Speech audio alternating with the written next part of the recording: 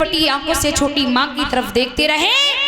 अंत में ध्रुव जी उठ करके घर पर आए, वो चल करके घर पे आए। मैया को कछु ना आए, बताओ।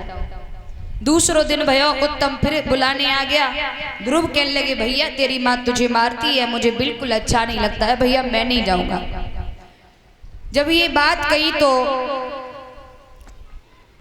उत्तम कहने लगे भैया आज हम माँ के महलों की तरफ नहीं पिता के दरबार की ओर चलेंगे, तुम परेशान नहीं हो। दोनों बच्चे महाराज उत्तानपाद की कचहरी की ओर खेलने आए। महाराज उत्तानपाद की कचहरी लगी है, सामने फील्ड है, दोनों बच्चे खेल रहे हैं। महाराज उत्तानपाद की नजर ध्रुव पर पड़ी है तो हाथों का झारा देकर उसे पास बुलाया और पास बुलाकर उत्तम तो जमीन पर खड़ा रहा, ध्रुव को लेकर गोद में बिठाया और उसके मस्तक को चूमकर बोले बेटा कौन हो तुम, क्या नाम है तुम्हारा, क्या नाम है तुम्हारे पिता का। ध्रुव की आंखों में आंसू आ गए। ध्रुव कहने लगे महाराज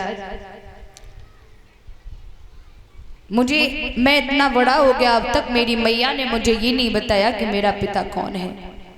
हाँ इतना जरूर मालूम है हम और मेरी माँ इस नगरी से बाहर झोपड़ी डालकर अपना गुजारा कर रहे हैं। बाप और बेटे में बातें हो रही, तब तक सभा के लोग भी आपस में बातें करने लगे। भैया देखो जो राजा को बेटा सच में बनने लायक था वो तो बेचारा सुनीति का दासी का बेटा बना दिया, भिकमंगी बना दिया। और लेकिन जो किसी लायक नहीं होना चाहिए बा को महारानी को छोरा बनाएगा। और आपस में बातें करने लगे। क्या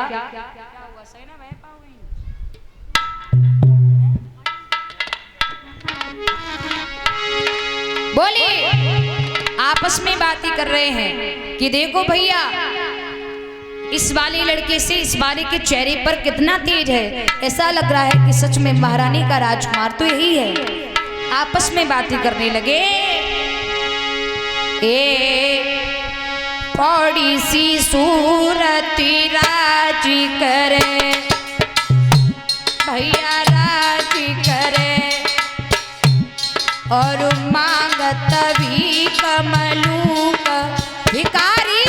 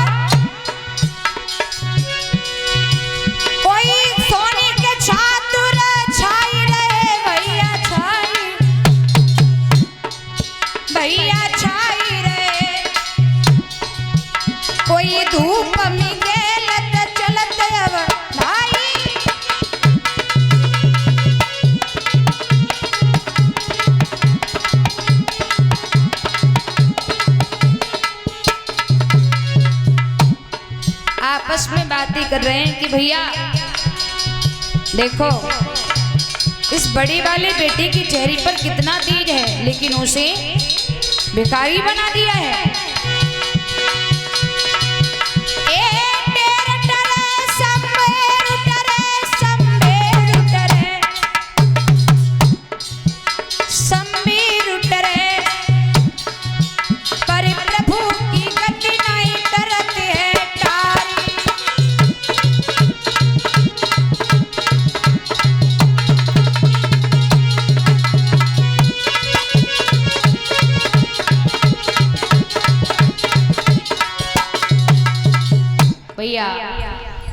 आपस में सब लोग बात कर रहे। तब तक क्या हुआ,